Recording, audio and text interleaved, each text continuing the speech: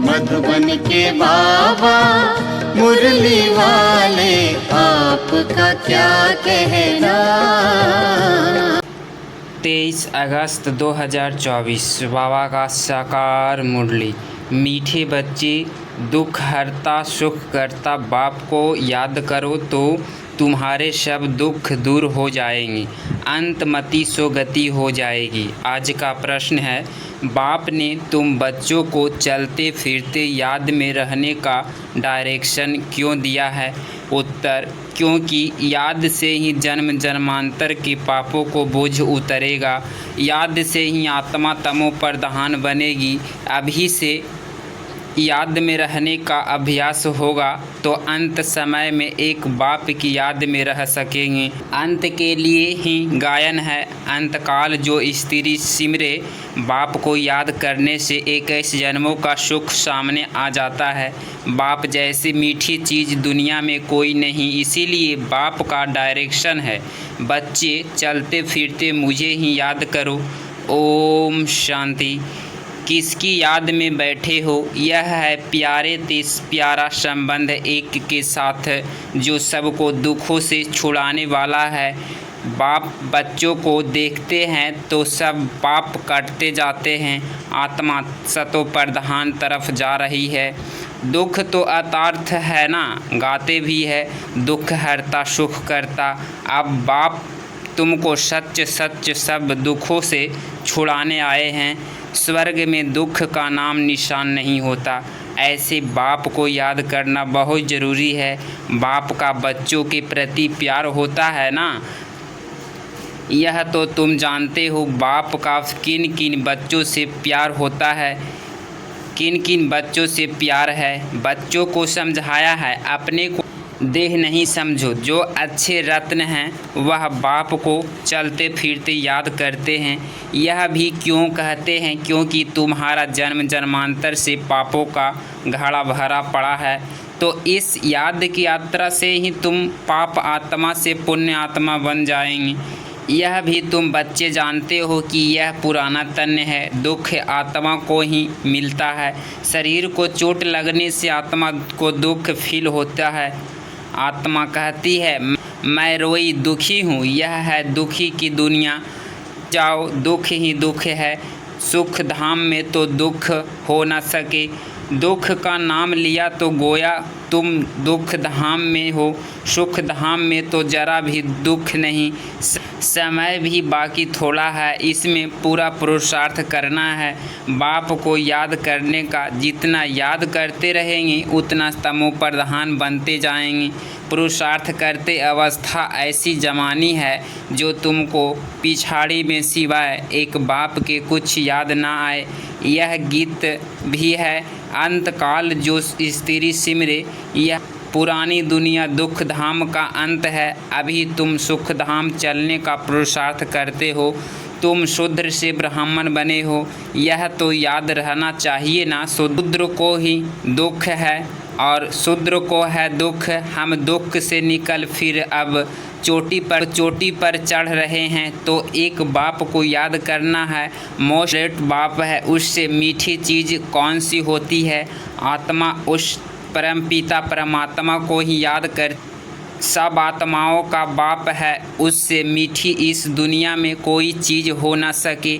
इतने सब ढेर बच्चे हैं, कितने में याद आते होंगे सेकंड में। अच्छा, सारे सृष्टि का चक्र कैसे फिरता है वह भी तुम बच्चों की बुद्धि में अर्थ सहित है। जैसे कोई ड्रामा देखकर आते हैं, कोई पूछेंगे ड्रामा याद है? हाँ कहने से ही सारा बुद्धि में आ जाता है, शुरू से लेकर अंत तक। बाकी वह वर्णन करके सुनाने में तो समय लगेगा। बाबा बेहद का बाबा है, उसको याद करने से ही 21 जन्मों का सुख सामने आ जाता है। अब से यह वर्षा मिलता है, सेकंड में बच्चों को बाप का वर्षा सामने आ जाता है। बच्चा पैदा हुआ, बाप जान जाते हैं, वारिस ने जन्म, सारी मिल्कियत याद आ जाएगी। तुम भी अकेले अलग अलग बच्चे हो, अलग अलग वर्षा मिलता है ना, अलग अलग याद करते हो। हम बेहद का बाप से बेहद के बारिश लेते हैं। सतयुग में तो एक ही बच्चा होता है, का बारिश ठहरा, बच्चों को बाप मिला और विश्व के मालिक बना। सेकंड में देरी नहीं लगती। बाप कहते हैं तुम अपने को आत्मा समझो, फिल्म मत समझो, आत्मा तो सच्चा है ना। बाबा कहते हैं हम सब बच्चे याद पढ़ते हैं आत्माएं सब भाई भाई है। जो भी सब धर्म वाले आते हैं वह कहते सब धर्म वाले भाई भाई है, परंतु समझते नहीं। अभी तुम समझते हो कि हम बाबा के मोस्ट रिवरेट बच्चे हैं। बाप से पूरा बेहद का वर्षा ज़रूर मिलेगा। कैसे लेंगे वह भी तुम बच्चों को सेकंड में याद आ जाता है। हम सतो प्रधान थे, फिर तमो प्रधान बने, अब फिर सतो प्रधान बनना है। तुम जानते हो बाबा से हमको स्वर्ग के सुखों का वर्षा लेना है। बाप कहते हैं अपने को आत्मा समझो, देह को विनाशी है। आत्मा ही शरीर छोड़कर चली जाती है, फिर जाकर दूसरा नया शरीर गर्भ में लेती है। पुतला जब तैयार होता है तब आत्मा उसमें प्रवेश करती है। वह तो है रावण के वंश, विकारों के वंश जेल में जाते हैं, वहाँ तो रावण होता ही नहीं, दुख की बात ही नहीं। जब बूढ़े होते हैं तब मालूम पड़ता है अभी यह शरीर छोड़ हम दूसरे शरीर में जाकर प्रवेश करेंगे। वहाँ तो डर की कोई बात नहीं रहती है। यहाँ तो कितनी डरते हैं, वहाँ निडर होते हैं। बाप तुम बच्चों को अपार सुखों में ले जाते हैं। सतयुग में अपार सुख है, कलयुग में अपार दुख है, इसीलिए इसे कहते ही हैं दुख धाम। बाप तो कोई तकलीफ़ नहीं देते हैं, भल गृहस्थ व्यवहार में रहो, बच्चों को संभालो, सिर्फ बाप को याद करो। गुरु गोसाई सबको छोड़े, मैं तो सब गुरुओं से बड़ा हूँ ना। वह सब मेरी रचना है, सिवाय मेरे और कोई को पतित पावन नहीं कहेंगे। क्या ब्रह्मा विष्णु शंकर को पतित पावन कहेंगे? नहीं। इसीलिए देवताओं को भी नहीं कह सकते सिवाय मेरे। अभी तुम बच्चे गंगा को पतित पावनी कहेंगे। यह पानी की नदियाँ तो स्वेद बहती है, गंगा ब्रह्मा पुत्र आदि भी तो इसमें तो स्नान करते ही रहते हैं।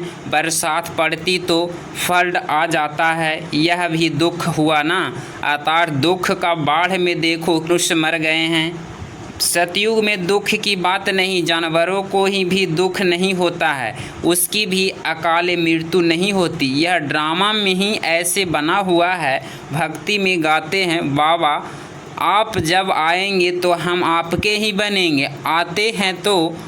आते तो है ना, दुख धाम के अंत में सुख धाम के आदि के बीच में ही आएंगे, परंतु यह किसको पता नहीं। सृष्टि की आयु कितनी होती है यह भी नहीं जानते। बाप कितना सहज बतलाते हैं। आगे तुमते थे क्या कि सृष्टि चक्र की आयु 5000 वर्ष है, वह तो लाखों वर्ष कह देते हैं। अभी बाप ने समझाया है 1250 वर्ष का हर युग होता है। स्वास्तिका में पूरे 4 भाग होते हैं, स्वास्तिका में पूरे 4 भाग होते दिखाई देते हैं। जरा भी फर्क नहीं हो तो विवेक भी कहता है एक्यूरेट हिसाब होना चाहिए। पूरी में भी चावल का हांडा चढ़ाते हैं तो पूरी 4 हिस्सों अपोही हो जाते हैं। ऐसी युक्ति बनाई हुई है जहाँ चावल बहुत खाते हैं वह श्रीनाथ जगन्नाथ का हो, वह श्रीनाथ का हो, बात एक ही है, दोनों ही काले दिखते हैं। नाथ के मंदिर में घी के भंडार होते हैं, सब घी की तली हुई अच्छी अच्छी चीज़ें मिलती है। बाहर में दुकान लग जाते हैं, कितने भोग लगता होगा, सब यात्री जाकर दुकानदारों से लेते हैं। जगन्नाथ में फिर चावल ही चावल होते हैं। वह जगन्नाथ वह श्रीनाथ सुखधाम और दुखधाम को दिखाते हैं। श्रीनाथ सुखधाम का था, वह दुखधाम का काले तो इस समय बन गए हैं। काम चिता पर चढ़कर जगन्नाथ को सिर्फ चावल का भोग लगाते हैं। इसको गरीब उसको साहूकार दिखाते हैं। ज्ञान का सागर एक बाप ही है, भक्ति को कहा जाता अज्ञान, उससे कुछ मिलता नहीं। वहाँ सिर्फ गुरु लोगों की आमदनी बहुत होती, होशियार होगा उससे कोई सीखेगा, वह कहेंगे यह हमारा गुरु है, उसने हमको यह सिखाया है, वह सब जिस्मानी है, जन्म लेने वाले। अभी तुम्हारे साथ कौन है? विचित्र बाप। वह कहते हैं, यह मेरा शरीर नहीं है, यह तुम्हारे इस दादा का शरीर है, जिसने पूरे 84 जन्म लिए हैं। इसके बहुत जन्मों के अंत में मरता हूँ, मैं प्रवेश होता हूँ तुमको सुख धाम में ले जाने के लिए। इसको गौमुख भी कह देते हैं। गौमुख पर कितना दूर दूर से आते हैं। यहाँ भी गौमुख है। पहाड़ से पानी तो ज़रूर आएगा, में भी रोज़ रोज़ पानी पहाड़ से ही आता है, वह कभी बंद नहीं होता, पानी आता ही रहता है। वहाँ से भी नाला निकला तो उससे उसको गंगा जल कह देंगे। वहाँ जाकर स्नान करते हैं, गंगा जल समझते हैं, लेकिन पतित से पावन इस पानी से थोड़े ही बनेंगे। बाप कहते हैं, पतित पावन मैं हूँ। हे आत्माएं, मामे कम याद करो, देह सहित देह के सभी संबंध छोड़ अपने को आत्मा समझकर मुझे बाप को याद करो। तुम्हारे जन्म जन्मांतर के पाप भस्म हो जाएं। बाप तुमको जन्म जन्मांतर के पापों से छुड़ाए हैं। इस समय तो दुनिया में सभी पाप करते रहते हैं। कर्म भोग है ना, अगले जन्म में पाप किया है। 63 जन्म का हिसाब किताब है। थोड़े थोड़े कला कम हो जाती है, जैसे चंद्रमा की कलाएं कम हो जाती है। यह फिर है बेहद का दिन रात अभी सारी दुनिया पर, उसमें भी खास भारत। राहु की दशा बैठी हुई है, राहु की ग्रहण लगा हुआ है। अभी तुम बच्चे श्याम से सुंदर बन रहे हो, इसीलिए श्री कृष्ण को भी श्याम सुंदर कहते हैं। सचमुच काला बना देते हैं। काम चिता पर चढ़े हैं तो निशानी दिखा दी है, परंतु मनुष्यों की कुछ बुद्धि चलती नहीं। एक सावरा दूसरा गोरा कर देते हैं। अभी तुम गोरा बनने का पुरुषार्थ कर रहे हो, सतो प्रधान बनने का पुरुषार्थ करेंगे तब तो बनेंगे ना, इसमें तकलीफ की बात नहीं। यह ज्ञान अभी तुम सुनते हो, फिर प्राय लोप हो जाता है। वह गीता पढ़कर सुनाएंगे, परंतु यह ज्ञान तो सुना ना सके। वह हुआ भक्ति मार्ग के लिए पुस्तक। भक्ति मार्ग के लिए ढेर सामग्री है, ढेर शास्त्र है। कोई क्या पढ़ते, कोई क्या करते। राम के मंदिर में भी जाते हैं, राम को भी काला कर दिया है। विचार करना चाहिए कि काला क्यों बनाते हैं। काला कलकत्ते वाली भी है, माँ माँ कह हैरान होते हैं। सबसे काली वह है, बहुत भयंकर दिखाते हैं, उसको फिर माता कहते हैं। तुम्हारे यह ज्ञानवान ज्ञान कटारी आदि है तो उन्हों को भी फिर हथियार दे दिए हैं। वास्तव में काली पर पहले मनुष्यों की बलि चढ़ाते थे, अभी गवर्नमेंट ने बंद कर दिया है। आगे सिंध में देवी का मंदिर नहीं था। जब बम फटा तो एक ब्राह्मण बोला, काली ने हमें आवाज़ दिया है, हमारा मंदिर है नहीं, जल्दी बनाओ नहीं तो और सब बम फटेंगे। बम ढेर पैसे इकट्ठे हो गए हैं, मंदिर बन गया। अभी देखो ढेर मंदिर है, कितनी जगह भटकते हैं। बाप तुमको इस सब बातों से छुड़ाने के लिए समझाते हैं, किसकी गलानी नहीं करते हैं। बाप ड्रामा समझाते हैं, इस सृष्टि चक्र कैसे बना हुआ है। जो कुछ तुमने देखा वह फिर होगा, जो चीज़ नहीं देखा वह बनती है। तुम समझ गए हो।